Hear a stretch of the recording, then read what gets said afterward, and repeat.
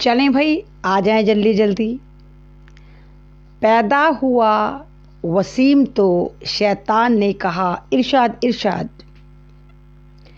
पैदा हुआ वसीम तो शैतान ने कहा लो आज हम भी साहिबे औलाद हो गए।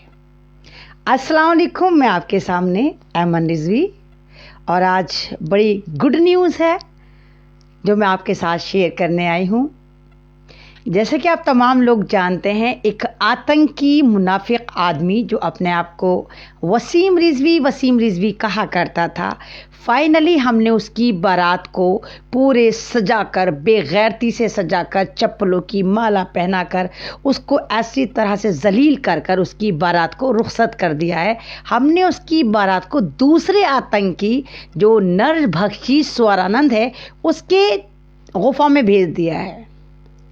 आपको याद होगा कि वसीम रिजवी जो अपने आप को मुसलमान कहा करता था और जो ये दावे करता था कि वो कलाम पाक को बदल डालेगा, वो नया कलाम पाक लेकर आएगा, वो कलाम पाक की आयतें चेंज कर डालेगा। और मैंने जब भी कहा था कि किसी के बाप में हिम्मत नहीं है कि कलाम पाक की आयतें तो बहुत दूर की बात जनाब, वो एक ज़ेर या ज़बर भी चेंज कर ले, क्योंकि अल्लाह ताला ने कलाम पाक की ज़िम्मेदारी खुद ली है। अल्लाह ताला ने ता क़यामत तक उसकी ज़िम्मेदारी ली है कि उसमें कोई चाह कर भी एक सिंगल वर्ड नहीं बदल सकता।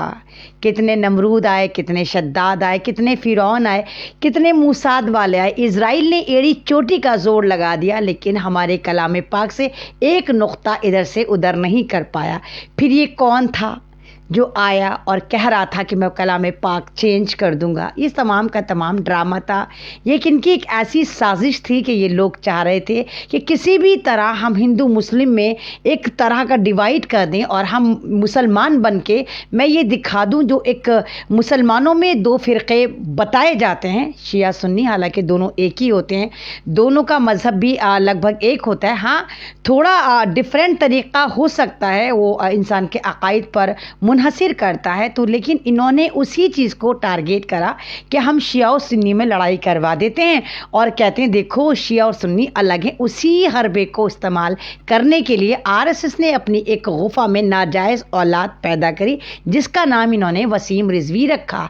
कमाल की बात ये रही कि वसीम रिजवी को उत्तर प्रदेश, यानी जहाँ पर ठोक तंत्र चलता है, जहाँ पर आतंकवाद चलता है, जहाँ पर फेंटाकोला बाबा की सरकार है, वहाँ पर वक्फ बोर्ड का चेयरपर्सन बनाया गया। और ये बड़ा खुश था कि मैं मुसलमान काउंटेबल होता हूँ, लेकिन ये मुसलमान नहीं था। हालांकि जब इसने खुराफात भौंकनी शुरू करी तो इसकी फैमिली ने इसको लात मारी, इसकी दो बीवियाँ इसको छोड़कर चली गई, इसकी औलाद ने लात मार दी। अब क्योंकि इसको पता था कि मेरी ज़िंदगी मुसलमानों के कम्युनिटी में सेफ़ नहीं है, मैं कभी भी उस तरफ जा ही नहीं सकता, तो अपनी जान बचाने के लिए इस निगोड़े ने दूसरे आतंकवादी नरभक्षी स्वरानंद के पास जाकर पनाह ली, क्योंकि दोनों ही एक ही थाली के चट्टे पट्टे हैं। वो भी एक ऐसा सुअर है, नहीं बल्कि सुअरों के झुंड में ये चला गया, पूरा का पूरा ऐसा सुअरों का झुंड है जो लगातार इस्लाम को टारगेट करता है, कलाम पाक को टारगेट करता है, मज़हब को टारगेट करता है। लेकिन कमाल की बात यह है कि शिकार खुद यहाँ शिकार हो गया। जो बंदा इस्लाम को बदलने के लिए इतनी एड़ी चोटी का जोर लगा रहा था, पूरी उम्मीद ऐसे कर रहा था कि नहीं भाई जैसे कर गुजरेगा, जो बंदा पूरी खुराफाती भौंक रहा था वो खुद उस चीज़ को छोड़कर निकल गया। हाय अल्लाह, कितनी बेइज्जती है, बेइज्जती का जनाजा। मुझे मालूम है आप लोग कहेंगे लफ्ज़ बेइज्जती नहीं बेइज्जती होता है, लेकिन इस जाहिल के लिए बेइज्जती ही ठीक है। तो आज वसीम रिजवी फाइनली हिंदू हो गया है। वसीम रिजवी ने इस्लाम को छोड़ दिया है उसके बगौल, जबकि हम तो शुरू से कहते चले आ रहे हैं कि वो इस्लाम में था ही नहीं। मैं तो कितनी बार आपके सामने बोला, लाइव में कितनी बार बोला कि वसीम रिजवी तुझे जो भौंकना है तू भौंक, लेकिन हमारा नाम जो है वो वसीम रिजवी जो एक मुस्लिम नाम है वो हमें लौटा दे। और वसीम रिजवी ने मेरी इस बात को मानते हुए हमारा नाम हमें दे के नरभक्षी स्वरानंद का जाकर भाई बन गया। आप खुद सोचिए, जो जिस मज़हब में पैदा हुआ वो उस मज़हब का वफ़ादार नहीं हुआ। यहाँ पर लगातार रायतें फैलाता रहा, यहाँ पर लगातार नफ़रतें बांटता रहा। तो किस तरह यकीन करा जाए कि वसीम रिजवी अब दूसरे मज़हब में चला गया है, वहाँ पे त्यागी जो बन गया है, क्या वहाँ पर जाकर उनका वफ़ादार होगा? जो अपनी माँ का वफ़ादार नहीं हुआ, जो अपनी कम्युनिटी का वफ़ादार नहीं हुआ, जो अपने बाप का वफ़ादार नहीं, अपनी बीवी का वफ़ादार नहीं, वो क्या दूसरे मज़हब का वफ़ादार होगा?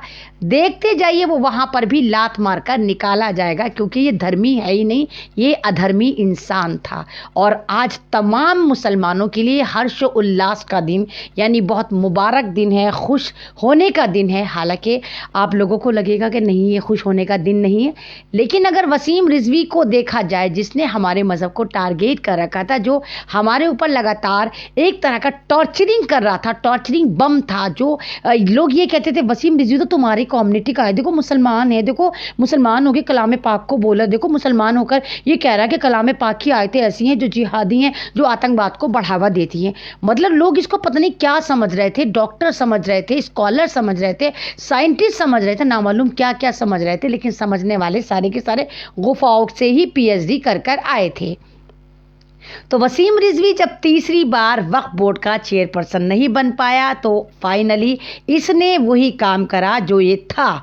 हम तो पहले ही से कहते चले आ रहे थे, ये अधर्मी गुफाओं की नाजायज़ औलाद था और ये अधर्मी गुफाओं में वापस जा चुका है और वहाँ पर जाकर अब ये रायता फैलाएगा। एक आतंकवादी ने दूसरे आतंकवादी को बढ़कर गले लगाया है, यानी नरभक्षी स्वर आनंद।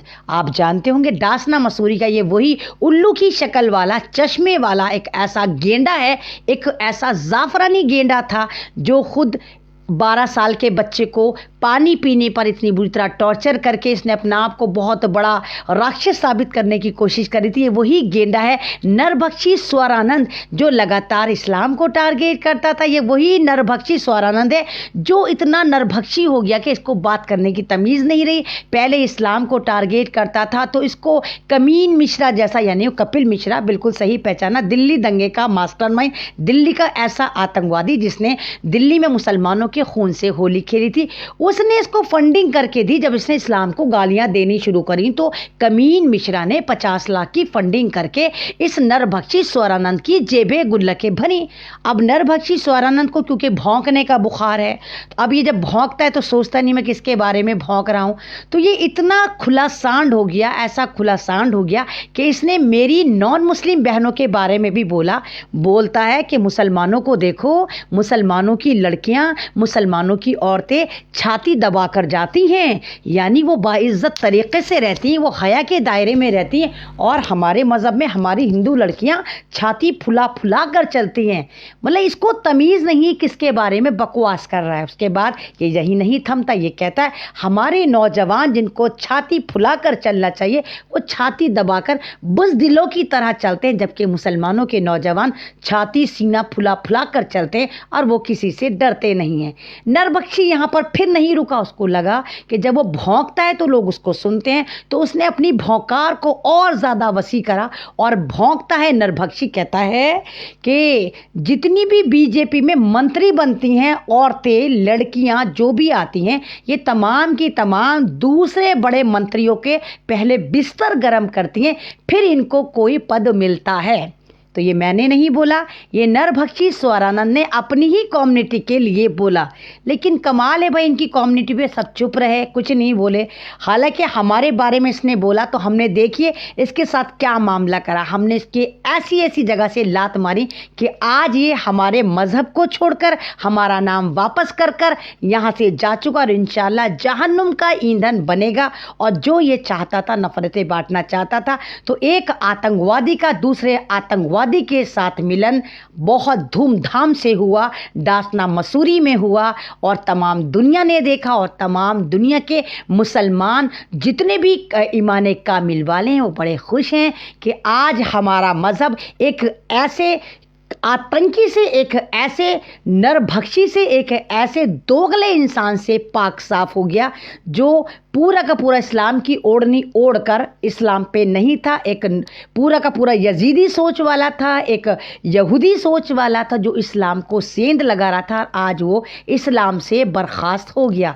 तो तमाम कम्युनिटी के लिए बहुत खुशी की बात है, तमाम मेरे शिया हजरात के लिए, मेरे सुन्नी हजरात के लिए, तमाम उन लोगों के लिए, तमाम उन भारतीयों के लिए जो वाकई इंसानियत की बात करते हैं, तमाम उन भारतीयों के लिए जो वाकई यहाँ की एकता और अखंडता की बात करते हैं। आज उनके लिए बहुत ज़बरदस्त गुड न्यूज़ है कि वसीम रिजवी हमारा नाम हमें लौटाकर गुफाओं की औलाद गुफाओं में वापस जा चुका है, जहां वो एक आतंकी के साथ मिलकर फिर गदर पीटेगा और वहां से भी वो लात खाएगा। यानी नरभक्षी स्वरानंद के साथ जाके उसने अपनी टीम मजबूत करी है। अब दो सुअरों का झुंड बोलकर जब दो सुअरों का झुंड जमा होगा और जब वो बोलेगा तो आप देखिए कितनी नफरतें फैलाएगा। अब ये उत्तर प्रदेश की सरकार पर डिपेंड करता है, उत्तर प्रदेश की जनता पर डिपेंड करता है, खासकर डासना मसूरी की जनता पर डिपेंड करता है कि इन दोनों बेलगाम घोड़ों को जो सिर्फ नफरती आतंकी हैं, इनको किस तरह मज़ा चखाया जा सकता है। इनको मज़ा चखाएं, इनको डासना मसूरी से ऐसी ऐसी जगह से लात मारें कि ये वहाँ पर ना नज़र आकर किसी ऐसी गुफा में मूत्रो कोला पीते हुए नज़र आएं और ऐसी जगह चले जाएं जहाँ पर ना ये दीन की बात करें, ना दुनिया की बात करें, ना हिंदू मज़हब की बात करें, ना ये भारत के माहौल को ख़राब करने की बात करें। तो बस यही है कि मुद्दई लाख बुरा चाहे तो क्या होता है, मुद्दई लाख बुरा चाहे तो क्या होता है, वही होता है जो मंजूर खुदा होता है। आज इस्लाम की लाज हमें मिल गई, आज इस्लाम की लाज रह गई और वसीम रिजवी गू खाकर इस्लाम से खारिज हो गया और आज इसने खुद कह दिया कि नहीं, मैं इस्लाम के अंदर दाखिल नहीं हूँ। ये एक त्यागी मज़हब में चला गया है और इसने अपना धर्म परिवर्तन कर लिया है और ये एक ऐसा धर्म परिवर्तन है जहाँ हम और हमारा समाज बहुत ज़्यादा खुश है कि खस कम जहाँ पाके एक ऐसी गंदगी हमारे मज़हब से साफ़ हुई कि जिसने हमारी ज़िंदगियाँ हराम कर रखी थी, हमारा नाम चुरा कर हमें बदनाम कर रहा था और आज ये हमारे मज़हब से दफ़ा होकर दूसरे मज़हब में जाकर रायता फैलाएगा। आप इंतज़ार करिए कि उस मज़हब से भी इसको कितनी जल्दी लाते पड़ती हैं। शुक्रिया, अल्लाह हाफिज़। लाइव अच्छा लगता है तो आप तमाम लोग इसको शेयर करें, मेरी आवाज़ को बुलंद करें। आज बहुत खुश हूँ मैं क्योंकि वसीम रिजवी पर सबसे ज़्यादा अगर लाइव बनाए और रिपोर्टिंग करी, इंटरव्यूज़ दिए तो वो मैंने करे और इसको मैंने छठी का दूध ऐसा याद दिलाया कि ये हमारा नाम वापस करके गुफा में वापस जा चुका है। शुक्रिया आप तमाम लोगों का कि बेवक्त मेरे साथ जुड़े। शुक्रिया एमडी गुड्डू साहब, शुक्रिया मोहम्मद मेहरबान साहब, शुक्रिया तमाम लोग जो इस वक्त मेरे साथ जुड़े हुए हैं कि आप लोग इस वक्त मेरे लाइव पर आए। आप तमाम लोगों का शुक्रिया। ज़िंदगी रही, फिर मुलाकात होगी, तब तक के लिए मुझे इजाज़त दीजिए। अल्लाह हाफिज़, शुभ रात्रि।